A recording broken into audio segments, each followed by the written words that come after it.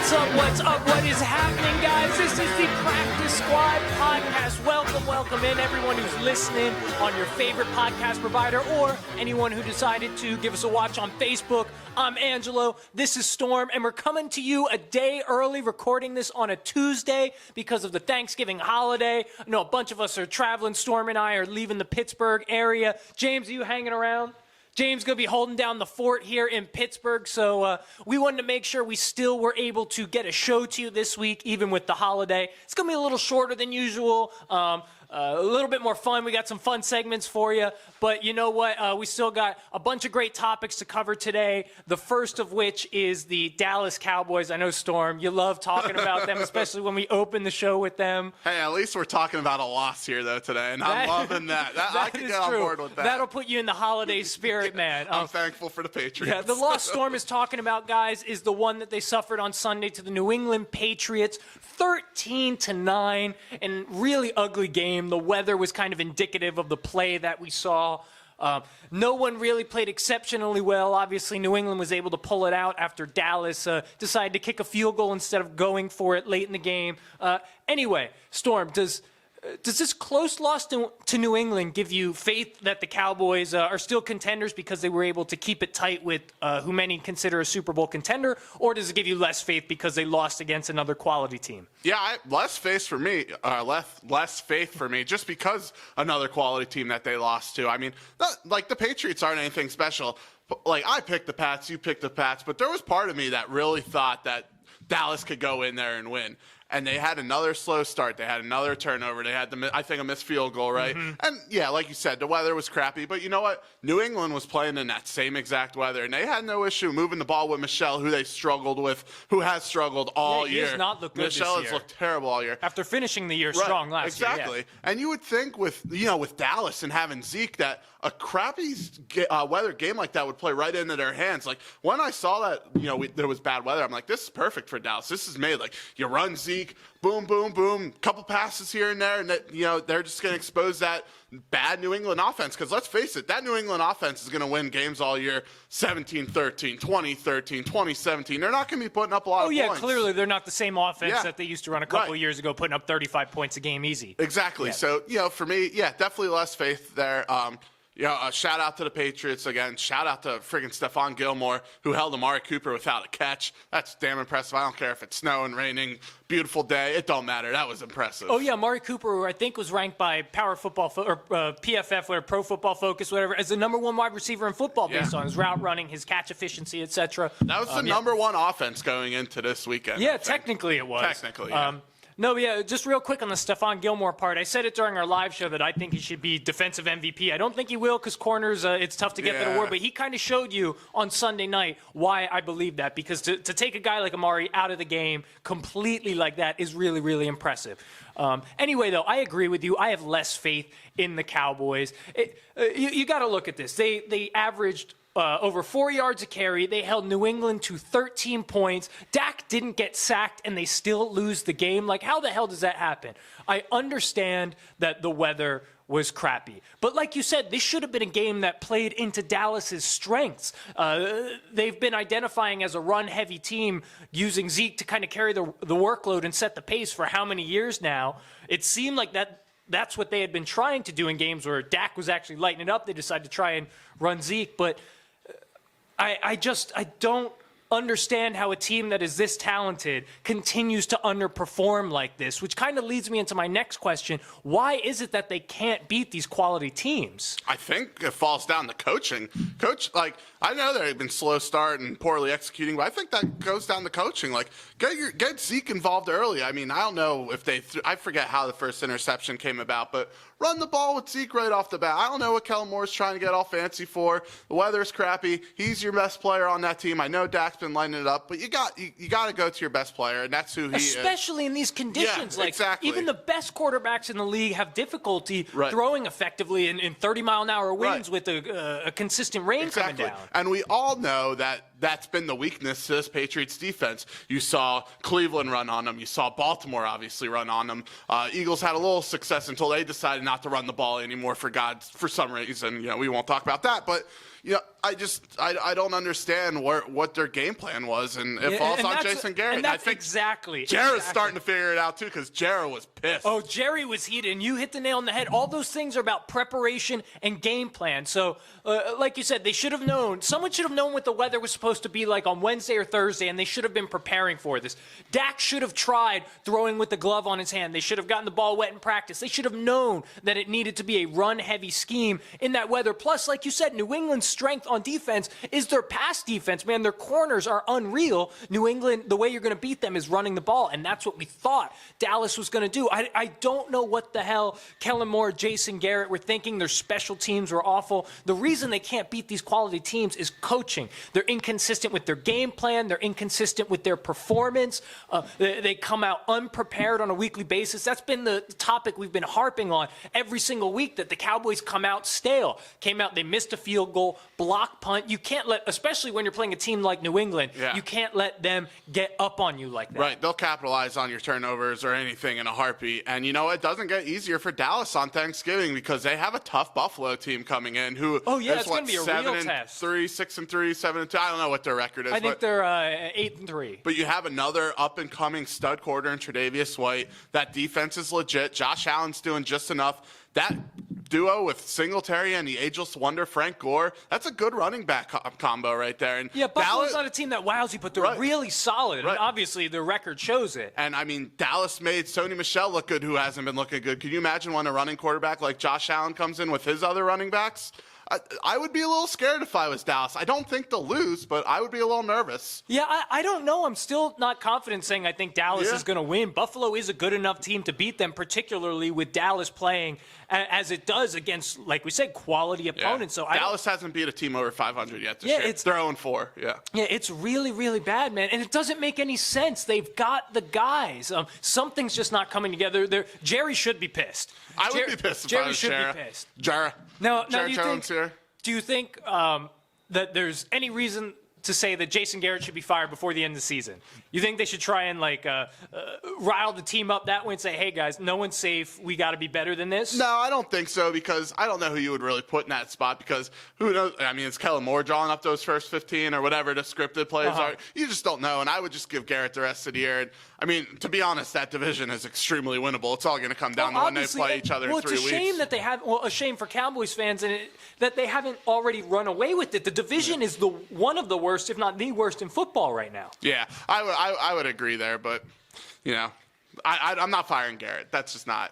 Maybe I get after that. No, I'm with you. I'm not really a fan of firing coaches midseason, but if they don't make some changes quick, his job is really, really on the line. I think his job's on the line regardless. I think if they don't I still think to what I said earlier. We both said NFC preseason. Championship game. And that's not looking real likely right now, particularly with how strong the NFC as a whole is looking. One of the teams that's kind of leading the pack there are the 49ers, who have a big matchup against the Baltimore Ravens this Sunday in Baltimore. And both of them are coming off of big wins. I know we're going to talk about Green Bay a little bit and their offensive struggles against San Fran this past weekend.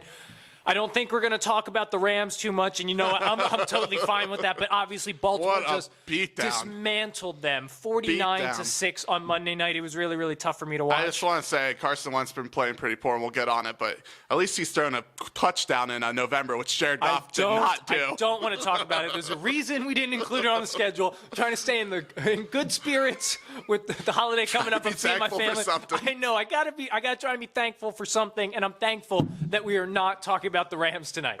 Anyway, like I said, San Fran's facing off with Baltimore this weekend. So really, I just kind of want to know what your expectations are for this game this week. Man, I mean, I think we all want to see the matchup of that Baltimore offense versus that San Fran defense. Oh, yeah, I mean, that's what we're all looking forward to, and that's personally what I'm looking forward to. I know I'm going to be in Miami. I'm going to be watching the Eagles. I can't believe the NFL didn't flex this game into a primetime game. First of all, that takes me a so it's a 1:00 game. So I'm going to be sitting in Miami Dolphins Stadium, probably streaming the game on my phone, right? But I can't wait. I can't wait to see if, San Fran's able to slow down this running game that, Baltimore is. I mean, Mark Ingram looks like he's fresh. I didn't think he would be this good coming out of, New Orleans to Baltimore and stuff. I mean, obviously what Lamar Jackson's doing, not only running, he looked damn well throwing the ball last night too, 5 touchdown passes. I mean, didn't have an incompletion in the first half with 3 touchdowns. But it's crazy. I mean, it's crazy what happened. But, I mean, even when you look at it from the other side, though, San Fran's offense has been playing really well, and Baltimore's defense has been playing pretty well. So while the focus is the offense versus the defense, the other ends of that is looking really strong, too. I mean, Baltimore's only given up 26 points in the last 3 games. Yeah, that defense has been cooking the past couple weeks, man. Jimmy Smith, your boy Marcus Peters, Marlon Humphrey. I mean, Judon. I forget his first name. But Judon on the D-line. Oh, man. That's going to be a battle. I can't wait to watch it. That defense went from being, like we talked about last week, like one of kind of the shakier defenses in the league to now it looks like they're a top 3, top 5 defense out there. All of a sudden start clicking. That unit, is clicking. I don't know what the hell Harbaugh said to him, but it clearly did something to that locker room. Yeah, man. and when you look at Baltimore's offense, they can do whatever they want. They control the clock. They control how fast or how slow they want to go. That gives the defense all the time they need to rest up. I did not expect this offense to look this good. Me like neither. I thought when Harbaugh was talking about revolutionizing offense, like it was a crock of shit. But man, they kind of and who knows if it'll work long term. Right. But this season, man, it's phenomenal to watch, man. Like It's fun. I hope you have fun at the Eagles game, but I am so glad that I'm going to be posted up on my couch eating Thanksgiving leftovers for this game, man. It is going to be a fun one, man. Oh, absolutely. This is the most excited I've been for a game all season, man. And there's been a lot of good matchups this year. Like you said, it's the best offense in the league versus arguably the best defense in the league. Now, it's kind of interesting because San Fran's strength is their pass defense based a lot off that pass rush, and obviously Baltimore's a big rushing team. But it'll be interesting to see how those guys in the front 4 for San Francisco are able to get at Lamar Jackson. Now, what I will say is that the 2 times that San Francisco has faced a mobile quarterback, and I'm talking about the 2 times they faced Arizona and Kyler Murray, that defense did struggle a little bit. Like I said, their biggest skill is getting after the quarterback and playing man coverage in the secondary, and the defensive backs only need 3.5 seconds of keeping the wide receiver contained before the quarterback either gets sacked or has to throw it away or throw it into coverage, make a mistake. You get it. But it'll be interesting to see if Lamar Jackson is able to do some damage and get away from those guys, Nick Bosa and Buckner on the front, and see if Richard Sherman can keep track of Marquise Brown, or maybe they'll have him on Mark Andrews. So I give the advantage a little bit to Baltimore there. Both quarterbacks still do have question marks, although those question marks are really quickly being erased, more so by Lamar Jackson, who, after Monday night, it's really difficult to doubt this guy as a passer. Like, I know the Rams are a team that is struggling, and they're just on they're descending, basically. That's as nicely as I can put it. But Lamar Jackson should not have any doubters at this point. Now, Jimmy Garoppolo, I do still have a couple questions about him, just because his 2 big performances were against the Cardinals. I know he kind of played, or he did play really well against Green Bay, but it seemed like that was a team that just, like, something wasn't clicking. They seemed like they kind of quit early. I've been wrong every time, basically, I've done this season, but I do think I would have to pick against the Niners this week. Yeah. But obviously, they've proven me wrong a lot. I think I've picked against them like 4 times this year, man. Well, they're in Baltimore, and you kind of have to give Baltimore just that home field, but I don't know. It's still a game I'm torn on right now. I think Baltimore wound up pulling it out. I think they'll have just enough in them to pull it out, you know? Yeah, I just feel like on the offensive side, Baltimore gives you a little bit more. And like I said, I don't know if San Fran is going to be able to dominate them defensively like they have against teams with more traditional pocket quarterbacks. One thing I would like to point out, though, is that both quarterbacks, their favorite target is a tight end. Yeah. Both teams are top 3 in defending the tight end this season. So it'll be interesting because neither really has elite skill players at the wide receiver position. So it's definitely going to be who can run the ball better, and obviously if San Fran is going to be able to contain Lamar Jackson. And I know it didn't look like much of a big hit last night, but the Ravens lost their starting center for the rest of the season. I saw this afternoon. I didn't even see that yet. So, I turned the game off at halftime. That's going to be a big adjustment for them going forward. Again, it didn't matter yesterday. They do play most of their plays out of the shotgun, which does help a little bit, but obviously losing anybody on the offensive line. Just directing the play calling, I mean, the way that team runs the ball, or the way the center usually directs the coverage schemes, I should say, or the blocking schemes. It's just going to be a bigger adjustment. trying to make sure you're not getting used to a scrambling quarterback as an offensive lineman is very hard to do. So absolutely. So we'll see how he feels in. So between these two teams, there's only 3 losses, and obviously they're both Super Bowl contenders. Who do you think has the better shot at making it to the Super Bowl, getting down to Miami this year? I really hate picking against the New England Patriots, right? Mm-hmm. But I think Baltimore has the better chance. When you look at what San Fran might have to go through to get to the NFC Championship game, it's San Fran, it's Minnesota, it's Green Bay, it's so Seattle. San Fran's got to play it. San Fran's got a tougher, where like you'll have 2 tougher opponents where Baltimore will only have 1. And you know what? If it's in New England, that's even worse. I do think New England drops another 1 or 2 here. I think Baltimore might have a good chance of clinching home field, and then I would give them the Well, better they definitely have to get a win this week if they want to have a shot at that. Yeah, absolutely. So, I'm still giving just a slight edge to Baltimore there just because of how competitive the NFC is. Yeah, I'm torn here because I do think the NFC is deeper. But like you said, they have to go up against New England again. And it is very, very difficult, particularly with a guy who's a good thrower, but not an elite thrower of the football. It's difficult to beat Belichick twice. If they have to go through New England, obviously a bigger challenge. Also, who knows if Kansas City will start clicking because they can at least put up points. I think I would have to go with San Fran here. Okay. Because I think they clearly have the tools to beat anybody, and really I think they would be a favorite against anybody. I don't know if I would put Baltimore as a favorite if they went up against New England again, even with that offense. So I'd lean San Francisco here.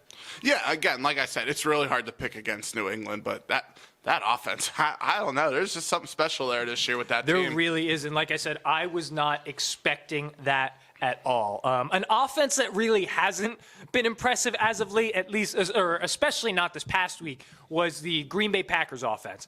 They faced off against the aforementioned San Francisco 49ers, and let's just be real, they got spanked, man. They looked terrible from the first to the last whistle. So I know we both picked Green Bay Packers to get to and win the Super Bowl during our midseason prediction show. Are you moving off of that pick after their performance on Sunday? I'm not moving off just yet. I mean, as long as they don't have to go and play in California again, right? Because obviously the Chargers took care of them in California, now the Niners, so obviously they're not doing well there. There's going to be hiccups along the way, and I kind of expected to see more of a vintage Rodgers, Sunday night. And, Me too. And we just didn't see it. I mean, that was the first time he's thrown 30-plus pass attempts, I think, and he didn't even break 200 yards or something. No, like it was bad. Like his first time. He had a QBR of 17 or 9. Yeah, he was awful, and I know that D-line is good, and that offensive line is, they've had their issues. Yeah, and they in did Green lose Bay. Balaga mid-game, which is a hit to him. Right. They didn't run the ball well. I just don't know what happened there. I'm not counting them out yet. See what happens. Yeah, I can't quite jump to that conclusion either. Like, it seems like kind of a shock to the system when a team plays San Francisco. Like, they think they prepared for them, and then they get them and realize how elite they are, particularly on the defensive side, and they just realize that they were not ready for it. I also think this was a bit of a case of just LaFleur being out-coached. Obviously, he's kind of a protege of Shanahan. I forget what radio show I had heard it on, but they used a quote from Rocky, or deleted scene in Rocky, where Apollo Creed tells him, I may have taught you all you know, but you still don't know all I know. Right. And clearly Shanahan came out and had the better game plan. I did expect more of LaFleur coming off of the bye. Yeah, that was especially. a little surprising. So I was really disappointed in that offense as a whole. And I'm not letting Aaron Rodgers off the hook either. He played, obviously, his worst game of the season, his worst game in as long as I can remember. It's been a while, yeah, for sure. And you realize that if a team can stop them from running the ball and limit those running backs and Jamal Williams and Aaron Jones that they have, they really only have Devontae Adams. Jimmy Graham is a shell of his New Orleans self right now. Yeah, Valdez-Scantling and Allison are all right guys, but not fantastic. I still do believe that as the postseason gets closer, we're going to see Aaron Rodgers kind of move back into what we know him as, but my confidence in that is waning a little bit, if I'm being honest. Yeah, for sure. I mean, you have to, especially when you look at teams like Seattle, who's playing pretty well. Again, those top teams. Minnesota might even come over. I think Minnesota's leading the division now, right? Yeah, they're both tied at 8-3 now. Yeah. Okay. Yeah, and they play each other one more. So deep, man. Yeah, they play each other one more time, I think, too. Right? Yeah, they get each other one more time. So, I mean, that most likely could be deciding the division there as well. Yeah, no, and that changes everything, whether you're playing at home that first game or on the road. Absolutely, yeah. You know? I was just about to say the NFC playoff race is almost all but decided.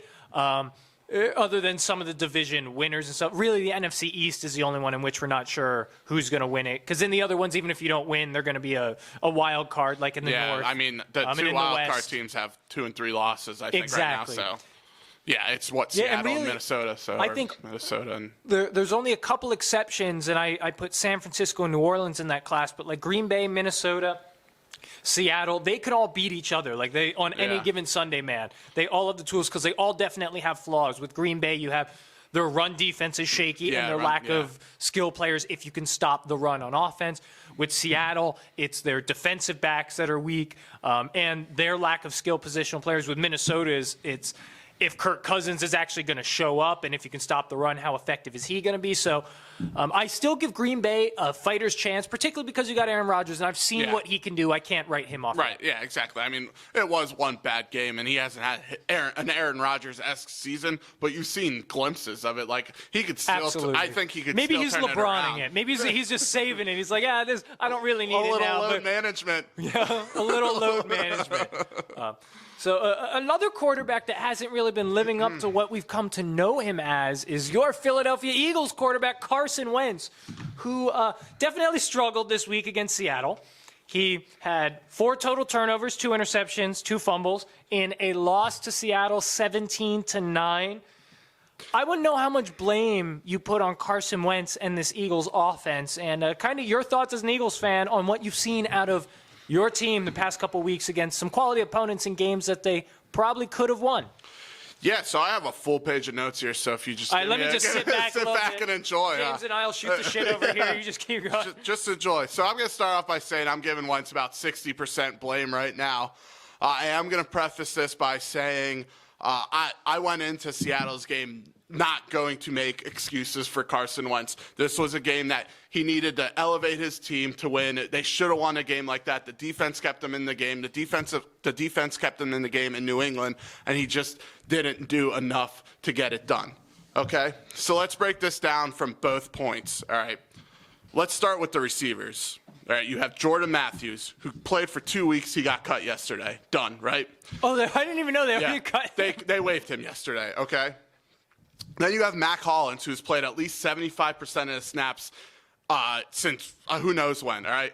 He hasn't had a reception since week 4. This is one of your starting receivers, okay? Then we'll go to J.J. Arcega-Whiteside. He's a rookie, right? We don't know what he is. I think he only has 3 or 4 receptions in the regular season. And then you bring off Greg Ward Jr., Sr., who was on the practice squad Saturday, never played in a regular season game in entire life. And he was the best receiver, right? Sunday. All right. That was awesome. Felt like Vince Papale was out there. Right. So those are your receivers, okay? All right. So then let's go to the O-line. Lane Johnson didn't play, okay? And then Brandon Brooks, he had an anxiety hiccup, so he missed majority of the game. And then this is one of the things that pissed me off the most. How do you put a rookie left tackle in a right tackle spot, what they did with Andre Dillard, when the man hasn't played right tackle since he was 14 years old? Like, how do you do that? That's just dumb. He got ran over. They benched him after the first half, okay? That was terrible. He was giving away whether it was run or pass based off his stance because he was so uncomfortable in that position, all right? And then they missed they didn't have Jordan Howard, right? So you basically had no running game. Okay. Catch your breath there. So I'm not making that. I'm just showing what Wentz had to work with. But I still expected more out of Wentz. Wentz played one of the worst games that I've ever seen, okay? Easily the worst game of his career, no doubt. He missed some very easy passes early. He missed Miles Sanders on that 3rd down. He missed Zach Ertz on the 3rd down. I thought he had some very poor pocket awareness, a couple of those fumbles. You know, fumbling has been a huge issue for him. I think he's like tied with Jameis Winston. That's kind of a new thing for him, too, yeah. He's tied with Jameis Winston for most fumbles lost, which is around 2021 since, I think it goes back to last year or something. So that's concerning all of a sudden. I don't know where the pocket awareness is. His footwork has been very, very mediocre. I feel like he feels like there's just so much pressure on him right now because there's just no rhythm to that offense right now. I feel like he's forcing himself to make these plays, holding on to the ball too long, getting uncomfortable, getting happy feet. I don't know what's going on there. I don't know if it's coaching. Regardless of what happens, they could win out and go to the playoffs right now. They could, and yeah. they have still an in easy it schedule. somehow. But all they have to do is really beat the Cowboys. That's the only tough team left. But I'm not even getting into that. But I mean, I don't understand. And then you look at the tape. Some people are calling out these bad throws, and people that you should follow to look at good tape: Brian Baldinger and Dan Orlovsky. Good guys on Twitter. Follow for good breakdown on tape. So a couple of incompletions he had. Greg Ward, it was supposed to be a 6-yard hitch. It wound up being 8 or 9. Wentz missed him there. J.J. Arcega-Whiteside, he had the guy beat on a slant, started drifting back, giving the corner the opportunity to break through him, deflect the pass there. And then the other J.J. Arcega-Whiteside one was the 4th down play where he was hopping basically till you could see him hopping, going over instead of sticking. Yeah, instead of sticking there on your crossing route, and Wentz through where he thought he was going to be. So it's definitely both. I'm not giving Wentz any out. He definitely should have done enough. That team should have won. That defense played really, really well. They made an MVP candidate look pretty human on Sunday. Did. Yeah, that defense has stepped it up the past couple weeks, You man. just have to win those. To lose 2 in a row at home like that, it's inexcusable. That falls on coaching. That falls on Wentz. That falls on everybody, really. And to be honest with you, no matter what happens, you have to fire that whole offensive staff. You have to fire Mike Rowe. You have to fire Carson Walsh. You have to fire Jeff Stoutland. It's just inexcusable. Sorry. No, it's tough as an Eagles fan because those are the two types of games that can change a season. If you beat New England and beat Seattle, and they really could have, they would have executed a little better. And I'll get in my answer in a second, but those are the types of games that, like I said, can really change a season for you because you can start to get some guys back healthy, start to get some momentum. That's the kind of thing that we saw with this team a couple years back when they went on their Super Bowl run, and also last year when they kind of made that run as a wild card team. But in regards to Carson Wentz, I'm not quite as hard on him as you are. I give him 51% of the blame because he has to be the majority stakeholder. Absolutely, in you the have blame. to give him. If you're not giving him any blame, you got issues. I'm sorry. and I'll start with the other 49. I'll start with the minority right now. I get it. He's got no wide receivers, like none. Going into last week's game, did you know that none of the wide receivers that were starting had more than 10 catches this season? Right. None. Like that's absurd. Michael Thomas has more catches himself than the whole Eagles wide receiver corps before last week. In week 12, none of the wide receivers you're putting on the field have more than 10 catches in a season. That's terrible. And there sheds off like 25% of the blame right there. And then I put part of it on the front office and the staff for continuing to retain guys that are into their 30s, a little bit older. You hope that they have 1 or 2 more years to make this final run, and it's come back to bite you in the ass. You've had so many injuries. Deshaun Jackson, Jason Peters has been on and off the field. Alshon's all of a sudden Alshon's on and off. Yeah, so I put a little bit of blame on them. But in terms of Carson Wentz, and I'll keep this short because I think you covered a lot of it. Sorry. He just looks like he has regressed. And once again, I know that he's throwing receivers that aren't the best at getting separation. He doesn't have the best timing with them. But you watch his footwork, you watch his accuracy in putting balls in tight windows or just catchable balls where receivers can run after the catch. He's not doing that well. He seems like he's trying to do too much early in games. And then late in games, he's panicking, and that's when you're getting all these turnovers. I don't know what I'm seeing out of this guy right now. I don't know where the playmaking ability went, where the accuracy went when he went on that MVP run before he got injured a couple years back. I'm just really I'm at a loss for words because this was a guy who everyone was or not everyone, but a lot of people were putting on that elite level. Like Patrick Mahomes and Carson Wentz have the highest ceiling. And right now it seems like as soon as he got paid, as soon as Nick Foles left the building, something changed. Maybe he's just feeling the pressure. Sees that statue outside in Philadelphia of Nick Foles and Dougie P. Like, I don't know what it is. Yeah, I mean, it was supposed to be his team that he won that won the first Super Bowl. It was going to be his team, but obviously it's not. And you agree. And you know what? To your point, Michael Vick said something like that today on the radio. He said he thinks Carson Wentz is going to wind up being a failure because of all the hype there, or all the pressure right now, because he's really trying to follow up what Nick Foles did. Yeah, and I can't go that far yet I'm because not either, I no. do acknowledge that, like you said, he didn't have his starting running back, his 3 starting wide receivers, and throwing to the one guy that he's comfortable with. He connected with Zach Ertz, 9 times, threw it to him 12 times.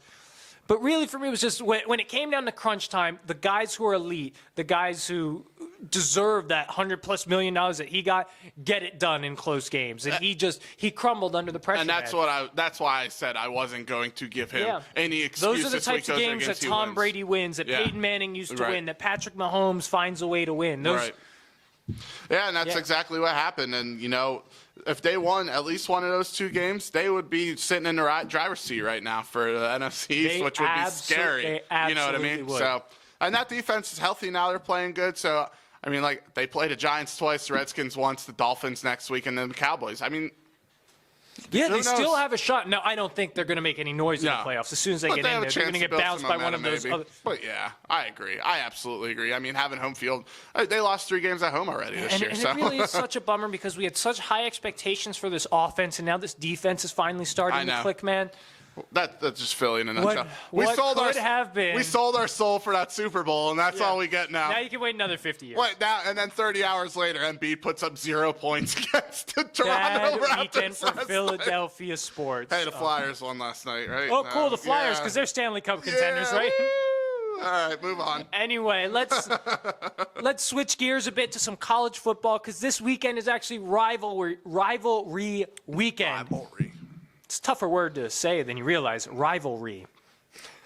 Anyway, the 2 big games in a rivalry weekend are Michigan State versus Ohio State and Alabama versus Auburn. And we're going to take a couple minutes to break those games down and give our predictions for those right now. We're going to start with the Michigan versus Ohio State game.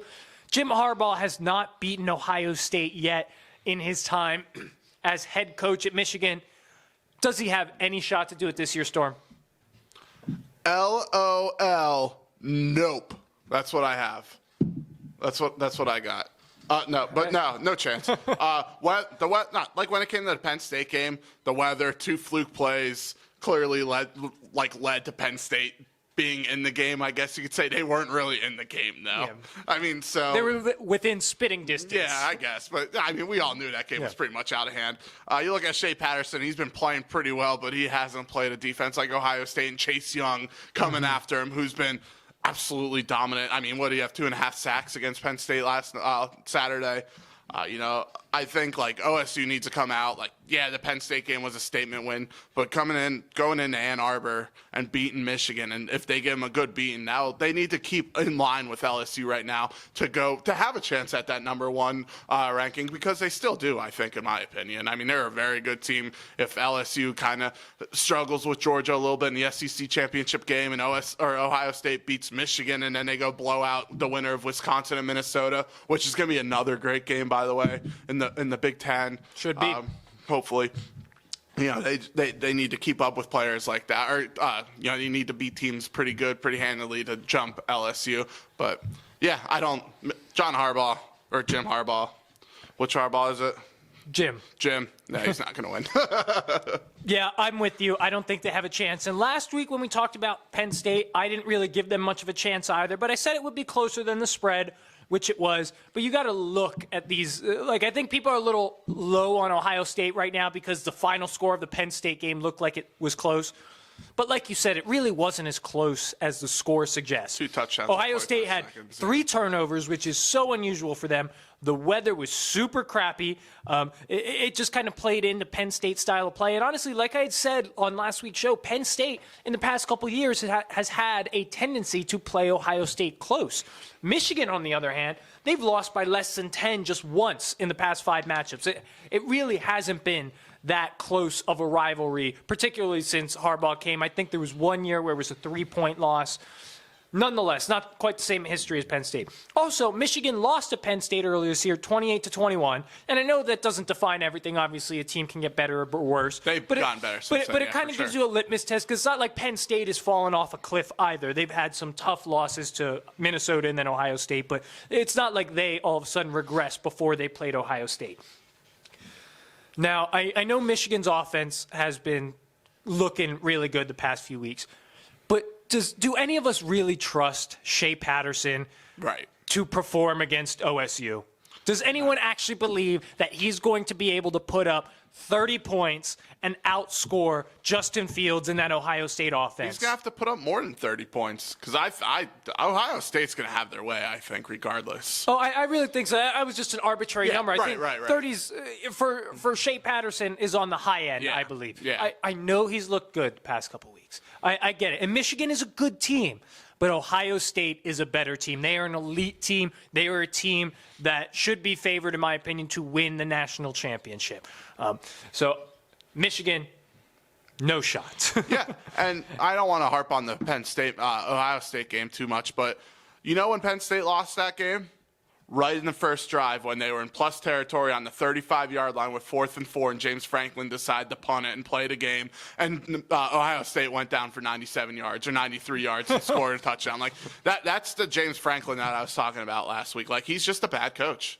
And I don't want to harp on that game too much, but that's exactly when Penn State lost that game.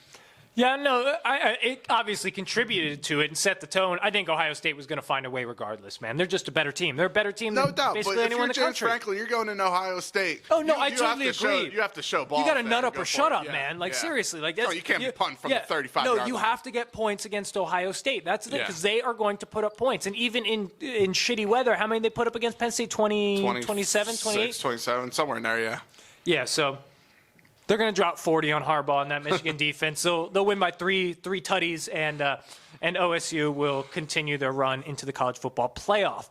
Another team that is trying to squeak into the college football playoff, and they're probably going to need some big wins towards the end of the season, is the Alabama Crimson Tide, who, as I mentioned a couple minutes ago, face off against the Auburn Tigers this weekend. Now, obviously, Alabama is without Tua, but they still had a convincing win last week, albeit against, I don't even know the team, Western Carolina. Wrong side of the state. It's not that joke team from the Eastern Carolina. They tested themselves against Western Carolina. Nonetheless, they did get the job done in convincing fashion. Do you think Auburn has a shot to beat Alabama without Tua? They do. I don't think they will, though. I think even when you look at like a Mac Jones who's still a very highly recruited quarterback. Oh yeah, obviously he's a good quarterback. And all that talent he still has around him. He still has 2 or 3 receivers that could go in the first round. He has a great running back, great offensive line. That defense is still great. I mean, he really could just go play a game manager-esque game and probably still beat Auburn. But for me, it's on Auburn. Bo Nix is going to have better than the average games that he's been putting up all season. Oh, yeah. I mean, he has, 14 touchdowns, 5 interceptions, I think it is. So, for me, he's going to have to really step it up and have one of those 200-plus yard games with 2 touchdowns, 3 touchdowns. You got to get that running game going. And, I'll give credit. That Auburn defense is good. They have a chance to slow down Alabama, but I don't think it'll be enough. Yeah, I'm giving them a puncher's chance as well. But it is going to take a near-perfect game on both sides of the ball from Auburn. But I think they can do it, particularly considering that Mac Jones, although he was a high recruit, he really has not been tested yet. So obviously he came in for Tua the game that he got injured. I think he had 9 pass attempts. This last win against Western Carolina, even though they ran roughshod on them, he only had 12 pass attempts. And 3 touchdowns. Yeah, and 3 touchdowns. So I think that Auburn is going to come, or not Auburn, Alabama is going to come in this game really trying to establish the run. If Auburn can slow down the run game early, I'm going to give them a shot. I really am, because I think that Auburn's defense is good enough that they can cause Mac Jones a little bit of get him a little bit uncomfortable with his inexperience. They do average, I think, like almost 2.5 sacks a game this year. So they're, I think, right around top 25, top 30 in that range. And they are a top 20 defense against the run, so I do think it's a possibility. Now, on offense, the big thing is Bo Nix cannot turn the ball over.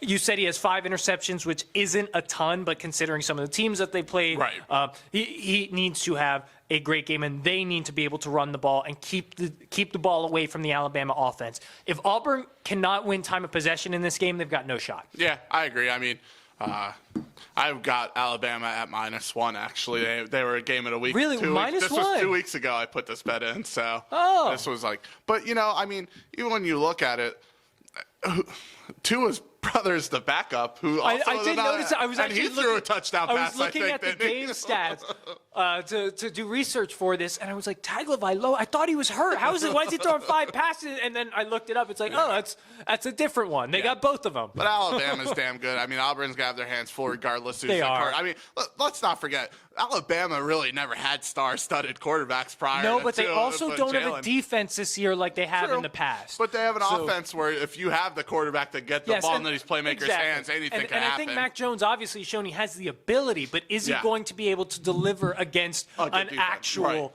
an actual opponent? These aren't the teams that Clemson plays every week. You know what I mean? They are. These are some tough SEC games now. It's on now, but yeah. Yeah. So. Kind of segueing off of that, let's say Alabama does win, and let's say they win in convincing fashion, that they beat Auburn by at least 2 touchdowns. Do you think that would be enough to convince the committee that they should put them in the playoff ahead of Utah should they win the Pac-12 championship, with Oregon losing this weekend to Iowa State, which, by the way, was wild. I watched that at a bar. Arizona State. I'm sorry. Arizona State. Which was wild to watch. Congrats, Herm Edwards. I've always loved that guy. Exactly. Anyway, so happy for him. So if Utah won their conference championship, or Oklahoma, should they win the Big Ten championship? Yeah, I mean, I think we'll know for sure. The playoff rankings come out tonight after we do our show, of course. So we can't get a good eye on it. But I think if you keep Bama at 5, which they probably will, Utah would move up to 6. You would have to think Oklahoma's 7 at this point, right? Yeah, seriously, after the Penn State loss. Yeah, Penn State, and the Oregon loss. Yeah. And I think Alabama has a chance depending on how far Oregon falls. Because to me, I think Utah was going to beat Oregon anyway in the Pac-12 game. I think Utah's the better team there. So it's especially with how Herbert's been playing against quality opponents, right, man. He just looks bad. He does. And first-round draft. Right, yeah, exactly. It probably will, too, with how desperate teams are. But, yeah, I personally would say Alabama shouldn't get in. But, this football committee, they want Alabama in. They love the SEC, and man. They'll do what it takes to get them in. So if Georgia loses and Oregon, say, drops to 12 in the playoff rankings, and Utah has a close game with them, and Baylor plays close to Oklahoma in the Big 12 championship, they're going to put Alabama in. We all know what's going to happen. No! We all know. I don't want it. It's clear. I don't want it. If you don't get to your conference championship, can't get to the playoff. I'm sorry. I get it. You're in the SEC. You have to play LSU. You only have to play 8 conference games a year. Like, everyone else plays 9, some 10. Get over it, guys. And I get it. The committee might put him in. But if Oklahoma wins their conference championship, they should get in. I get it. The K-State loss sucks. But it was a close game. Shit happens. I don't know. It's just tough for me to accept the fact that you're not even going to play in your conference championship. They have no love for Oklahoma right now. And they had to have that comeback against Baylor. They had the loss, and they had the comeback against Baylor, and the week before they had a nail-biter against, I'm forgetting and who. They almost I think that was lost to TCU this past weekend. They got a little referee help at the end of the night to help them beat TCU, which I think that was a little rigged because the Big 12 is trying to get their team in the playoff as well. So, whatever. But, yeah, I don't know. There's no love for Oklahoma. I just don't see how they're going to put a Utah team in there. Yeah, and that's the thing. I don't see Utah. To me personally, Utah should. If Utah goes in and wins and Georgia loses, it doesn't matter. Utah should be in the playoff. I agree. But as I settle down, look at it objectively, Alabama's going to be in the freaking playoffs. They're going to be. When you look at it, that's what's going to happen. I hate it. I hate it. I mean, who's going to give you more ratings going into the playoff? A Utah team at number 4 or an Alabama team at number 4? Alabama will, and I get it. Because you're looking at the Alabama LSU rematch right Alabama is really good. It's just so, like I said, it's so tough for me to get around the idea that you can make the playoff without even playing in your conference championship. Yeah, we'll talk about it more next week. Yeah, we will. That's when things really start to heat up after Thanksgiving as we approach bowl season. Anyway, guys, I know we usually do a little beer talk before we go to break. However, we're going to take our break first this week because we've got a fun second half for you. We're switching it up a little bit. It's going to be super short, but trust me, you're not going to want to miss it. So hold tight. We'll be back with you in a little bit.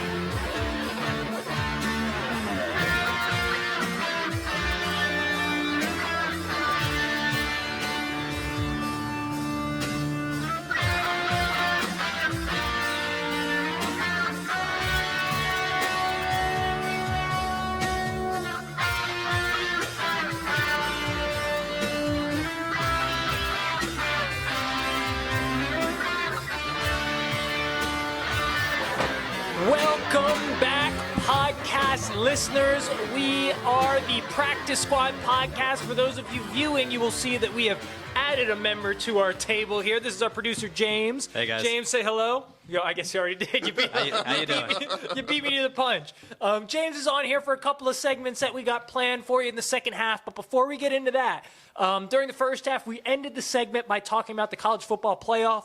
And immediately after we turned the camera off, shut down the recording system, Storm decided to look it up, and it looks like the playoff rankings are out. And it seems to be exactly what we predicted, right? The only thing we didn't expect was Ohio State jumped LSU. So Ohio State's 1, LSU's 2, Bama's 3, Clemson's 3, Georgia's 4, Bama's 5, Utah's 6, and Oklahoma 7. Just as we drew it up, kind of thought Ohio State would need to win against Michigan. Exactly. We thought it'd be another week until that. But still, we both agreed that Ohio State Yeah. is probably the best team in the nation anyway. So they just did it a week before. That we should be a playoff committee, but that's Cool. okay. So now that we got that out of the way, on to the important things, beer.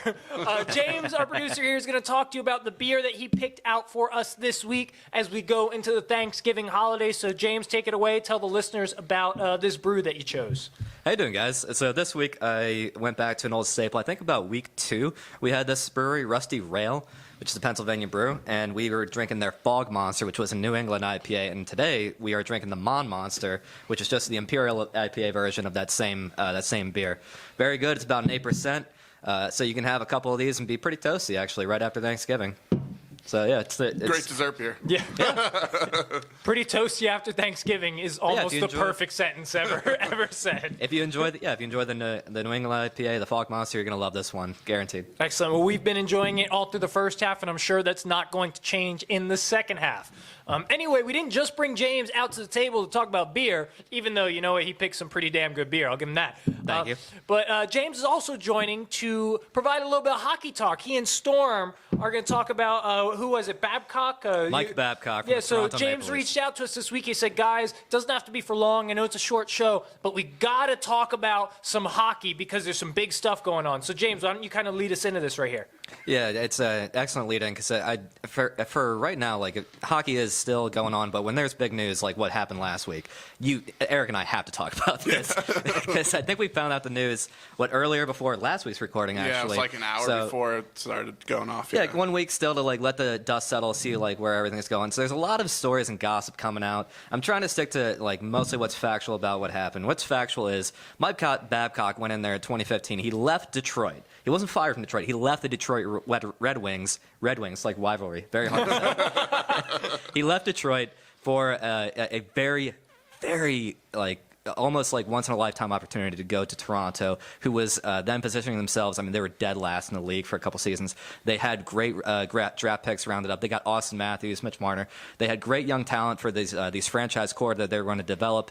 And the first year he was there, they didn't make the playoffs. The following 3 years, they did make the playoffs. Unfortunately, they did not get past the first round those years.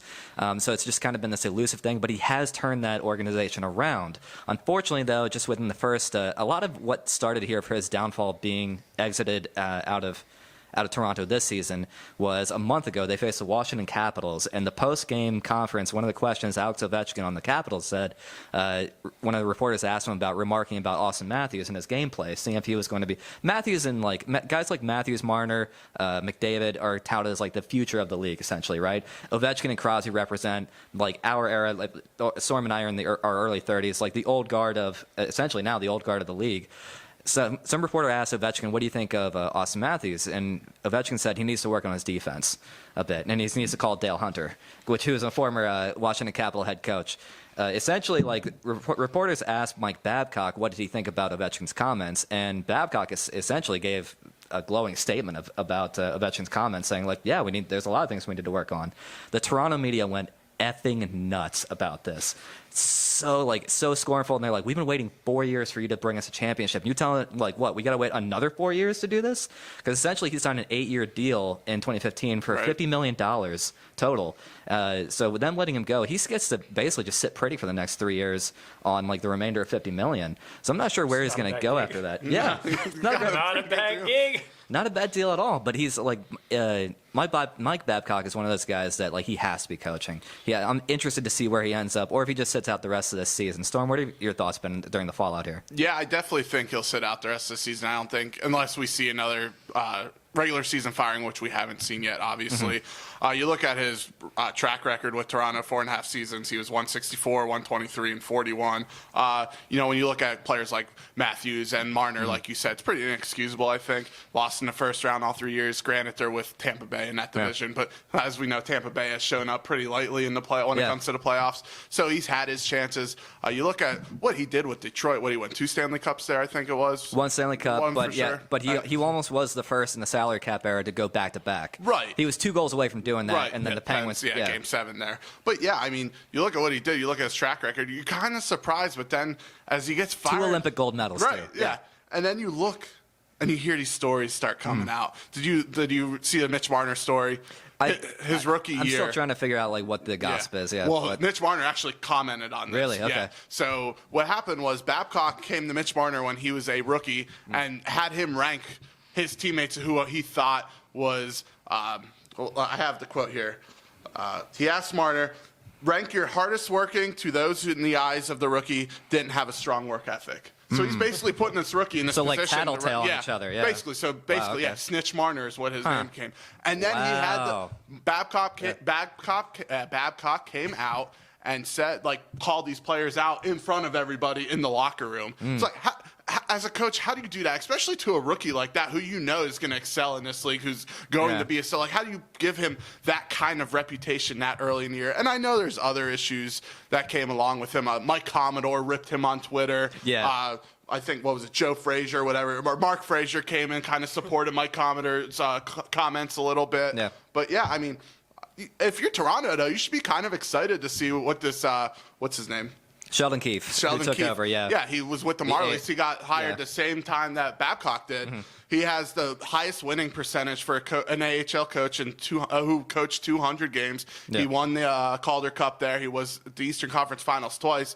And I They're believe, in a good position right now, yeah. 7 of the players that was 7 players that he coached in the Calder Cup championship are playing on that Toronto Maple Leafs team right now. So I think, it might be a good change of pace for them. Yeah. Someone who they might be living up to play for. I know they've won 2 in a row, 3 in a row since he's Their third game's tomorrow night. Yeah, they've won 2 in a They row. won the Like they first 2. immediately just snapped it on, and they're like, "Nah, we're doing this." Yeah, so who knows? It could be good. I mean, regardless, Babcock still needs to coach somewhere. He might. Yeah. Toronto is a very tough town to coach in. Oh my gosh, They've been just to starving play for a yeah. Stanley Cup.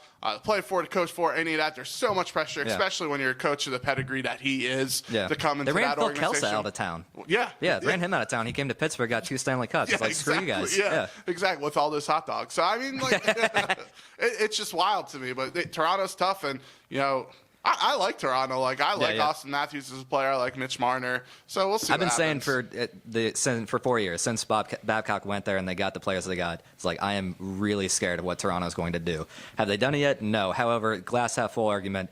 Maybe Babcock is not the coach they needed, but maybe he's the coach they needed at the time. Right. That got them to the system that they're at in development of play to get a Sheldon Keefe up and ready that the players can actually respond to a little better. Right. Yeah, I definitely agree, and I think that's what I think we're going to see. I think we're going to see Toronto turn it around, start to turn it around this year. I don't think they'll be.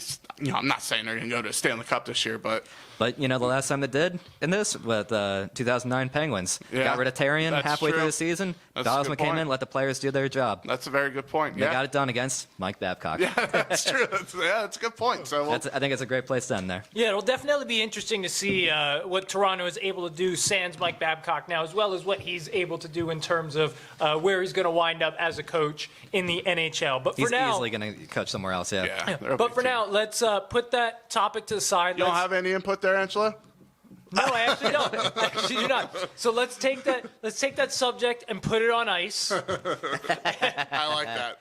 That's what I had to contribute to the conversation. The closing pun transition. And we're going to move into what will be our last topic of the night. And you know what? It's kind of a twist on an old favorite. This is Thanksgiving Rapid Fire. Woo! That's right, guys. We're taking the practice squad's favorite weekly NFL segment, and we're giving a little twist. And we've got a bunch of fun Thanksgiving questions here. It's not just myself and Storm answering them this week. We figured, you know what, James has got to have some insight on all the tasty Thanksgiving food. So, you know what, we've got a valued extra mic here. So we're going to move around the circle with these. It'll go Storm, then James, and myself. We'll just move around in a counterclockwise position here. We got 10 questions for you this week, all about Thanksgiving. And you know what, just to make sure you're ready to ease into it. We'll start off with the Thanksgiving NFL hybrid question. I'm talking about question number 1. Should the Lions still get the Thanksgiving Day game? I guess when you look at tradition and all, you have to. But one thing I am not thankful for is watching Detroit every Thursday on Thanksgiving. I get that, man. James? I'm going to have to agree. I'm a tradition man. I like to keep my traditions. I like to keep the same thing I see every year, which is Detroit lose. And it's like a warm security blanket. You know, it makes me feel right. Everything's right in the world. That was good. No, I'm with you guys. They absolutely should keep the game. It's tradition. I'm fine with the Lions being grandfathered in. And I'd feel a little differently if they didn't add that night game in to give 2 new teams every year a chance. But they did, so alas, I'm fine with the Lions. And you know what? Like, you're not thankful that you get to watch the Lions lose. At least the Lions fans get to be thankful that they get to see their team on television, even if it is in a loss. All right, question number 2. We're moving into the pure Thanksgiving questions. When it comes to your turkey, guys, white meat or dark meat? Listen, I'm not worried about that healthy decision-making. Give me that white meat. Was it the white meat healthier? No, it's the dark meat. Dark meat's healthier. No, it is not. No, it is not. I'm not a medical professional. Are you sure? I am 100% sure. What do you think? The all-white meat things that, like, everything's all-white meat. McDonald's had to change their chicken nuggets to all-white meat. Well, I guess that's not a good... McDonald's isn't healthy. Guys, comment.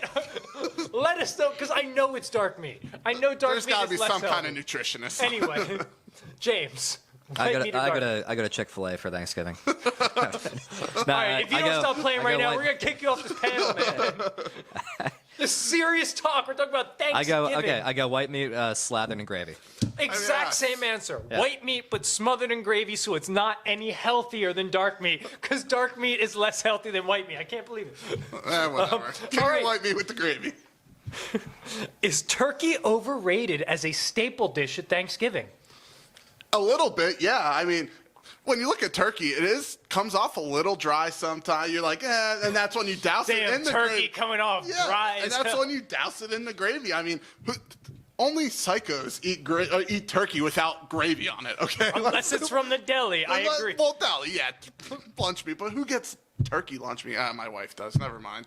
Well, she is crazy. Wow, eating on your wife. Right. I'm gonna say no because my previous answer, you slathered it in stuff. You got a lot of toppings, everything. I put a lot of pepper and salt on it.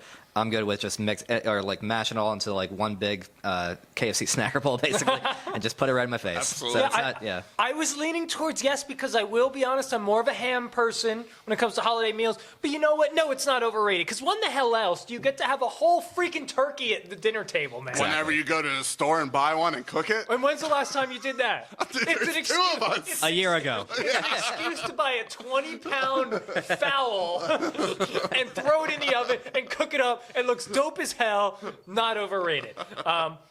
Best side dish at Thanksgiving, guys? For me, the staple there is mashed potatoes, no doubt about it. But a recent upcomer for me is the sweet potato casserole with a little cinnamon and marshmallows on there. Give me the potatoes all day long. I'm a classic stuffing guy myself. My mom used to make stuffing with like spicy Italian sausage mixed in there too. Ooh, that does sound good. Yeah, a little bit of gravy on top. A little bit of gravy on top. Yeah. Oh, gravy on everything. Yeah. Gravy goes every quadrant of the plate gets a predetermined amount of gravy. I may have to change my answer to gravy. It's like a soup. Thanksgiving soup.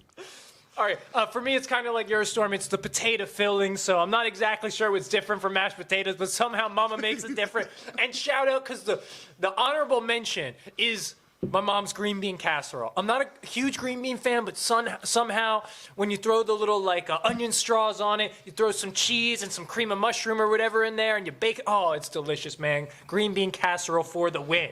Kind of a polar opposite to that. Most overrated side dish. I'm going against James here. I'm going with stuffing. It's like He's hating on it's the like stuffing. warm, soggy bread. Like who wants that? What? Them is fighting words. Yeah. Warm, soggy bread, he says. Stuffing got me through college. Some people have ramen. I had stuffing. I got to go against Angela's mom here. Green bean casserole. The attacks are on. Yeah. Just not something about it's always smelled weird to me. I just can't. Something about smell with food. If it Come if it by doesn't my mama's place, man. Change your mind. It'll change your world. It'll change your. I'll bring you back leftovers, buddy. Please, yeah. Best believe it. I love to be proven wrong on Next things. week we'll all be taste try. testing my mom's green bean casserole. Want to do it live on the podcast? Yes, we will. Yes, absolutely. Instead of Why a beer the hell break, we have a not? casserole break. Yeah. For me, guys, it's cranberry sauce. I don't understand the appeal a close to it. second, It's yeah. jelly. It's jelly. And we have it at Thanksgiving. I love jelly. Spoonful of jelly? When's the last time you had a spoonful of jelly? Oh, when I threw it on a PB&J sandwich. That's on brand. That's on brand. You don't have a cranberry sauce sandwich. Jelly shots. jelly shots. Yeah. That I would be able to get behind. All right, guys. Infuse the cranberries with vodka. You know what? We may have a new Thanksgiving tradition back at my place. It's gonna be a fun podcast next week. Oh yeah. Best Thanksgiving pie. There's only one answer to this, and that's apple pie. Gotta go pumpkin. Pumpkin. Yeah. If pumpkin was a side and not a pie, it would have been my most overrated pie. Storm is right. It's apple. Apple pie, warm, scoop of ice cream, can't go wrong. I don't even know how Never pumpkin pie became a pie. Who saw a pumpkin, decided to make a pie out of it? It's not pie worthy. Apple pie, blueberry pie, boysenberry pie, all those pies, shoe fly pie, Peach grape pie. peach. That's more Peach of a cobbler. cobbler. Yeah. All right, Damn, don't get ahead of strawberry yourself. pie.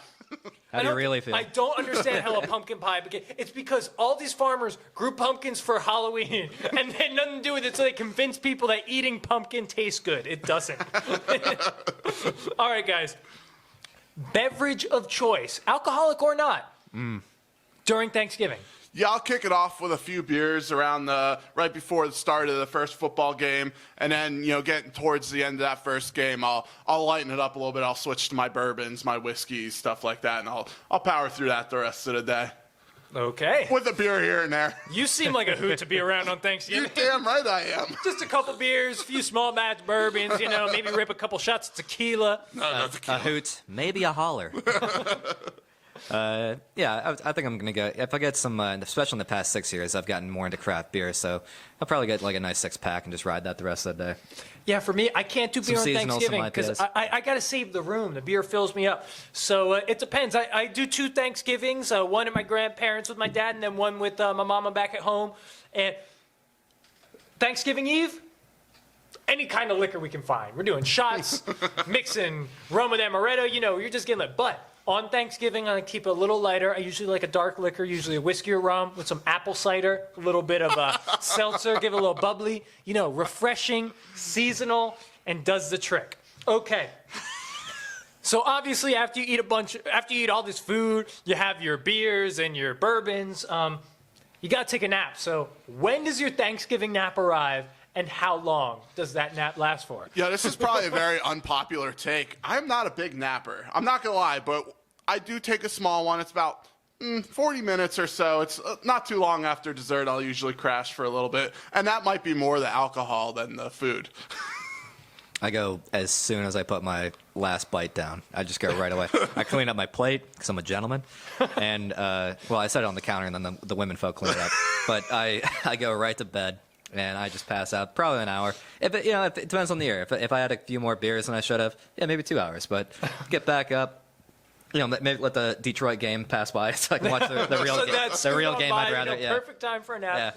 Yeah. For me, I'm like Storm. I'm not a huge napper, but on Thanksgiving, there is always a nap. Usually it's about 45 minutes to an hour after I'm done eating because I help to clear the table and you do a little chit-chat. But it lasts a solid 90 minutes to 2 hours, and it's always on the floor. Nice. With a couple of big pillows, a throw blanket on the floor, because everyone's in the living room and everyone knows what time it is. It's time to throw Right the next to the football dog bed. game or Thanksgiving Day special. You dim the lights, and everybody takes a nap. One of the best parts about Thanksgiving, and there are many good parts. Okay, we got a couple more here. Favorite thing to do with your Thanksgiving leftovers? Yeah, it's definitely some sort of sandwich, whether it's an open face or a regular sandwich. However, I am going to have to give the Ross Geller Moist Maker a try if you've watched Friends. I've watched Friends, but I've never... You never watched them? That's how he loses his job as a professor. His boss eats his Moist Maker sandwich. You ate my sandwich? Yeah, my sandwich! I do remember that. He slathers the middle piece of bread in the gravy and sticks it right in the middle.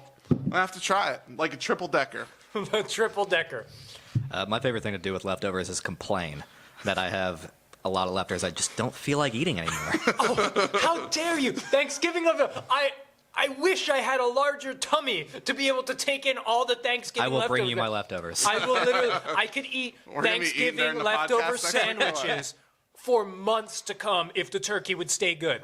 You throw the toast in the toaster and get everything ready. You get your turkey and your potato filling and stuffing, and you put it in the microwave when it warms up. And you throw everything on top, little bit of gravy. It's nice when the gravy's cold because that balances it out. So you put the gravy Jelly on cold. gravy.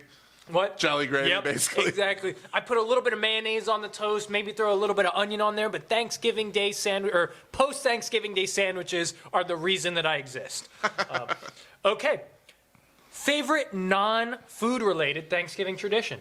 Yeah, for me, living far away from family, I think it's just the opportunity to hang out with them. Thanksgiving, usually you're there all day, you're hanging out, having a couple drinks, talking, just catching up. It's a lot harder now than what it used to be, obviously, because we're so far away. So for me, it's just hanging with some family. Got you. How about you, James? The man is thinking. Yeah. I'm gonna have to. Can I go after you, Angelo? Yes, you can go after me. Yeah.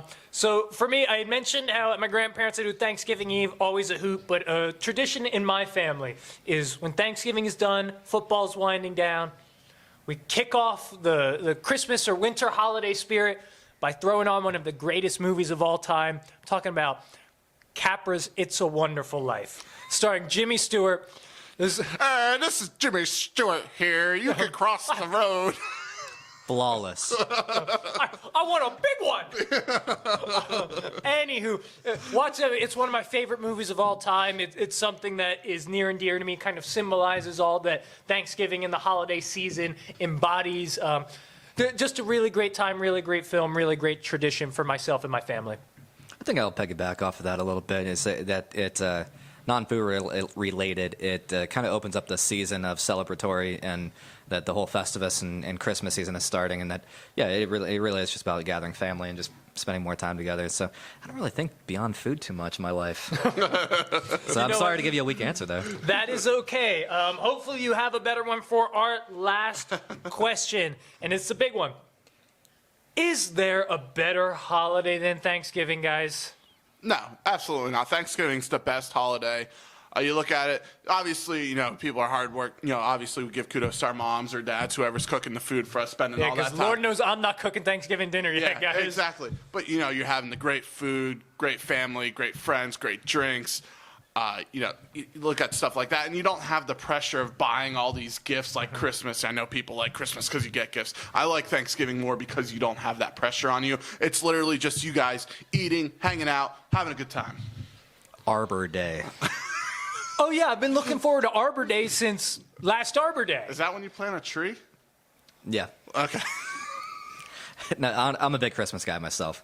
So yeah, Thanksgiving is, like I said, it's the start of the whole season. So respect to Thanksgiving Day. You respect the hell out of it. You enjoy it, but it does lead up to the big event every year, which is Christmas, in my opinion. No, I'm a fan of both Christmas and Thanksgiving. I think it's both those two are the big contenders in terms of favorite holidays, unless you're like James, who likes Arbor Day.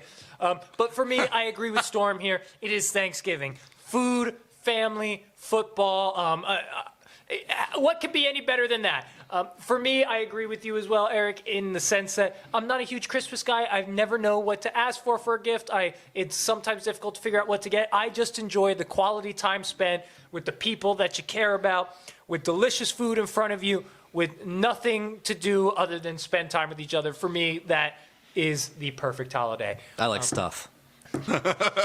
And James. I like stuffing and stuff. That's it. And I'm sticking to it. And I'm sticking to it. Anyway, guys, that is the end of our Thanksgiving Rapid Fire, and that is the end of our condensed Thanksgiving week show. We thank you all so much for tuning in, whether it be via the audio version on your favorite podcast platform, or if you're watching us on YouTube. I'd like to take a quick moment to, on behalf of all of us, to, during this Thanksgiving season, to thank every single one of you who has taken the time to listen to our show, watch our show, comment on our social media, share our stuff, show support in any way possible. We promise, guys, it means the world to us. We appreciate it. No the fact that we have you guys out there caring about listening to our show is what gives us the energy to come out here and do this every single week. We're doing it for you. We hope you guys enjoy it. So from the bottom of our hearts, from the bottom of our cans of Rusty Rail, we thank you. So, guys, shall we give a Thanksgiving cheers to the listeners? Thanks. Cheers, Cheers, guys. guys. Have a happy Thanksgiving, everyone. Night.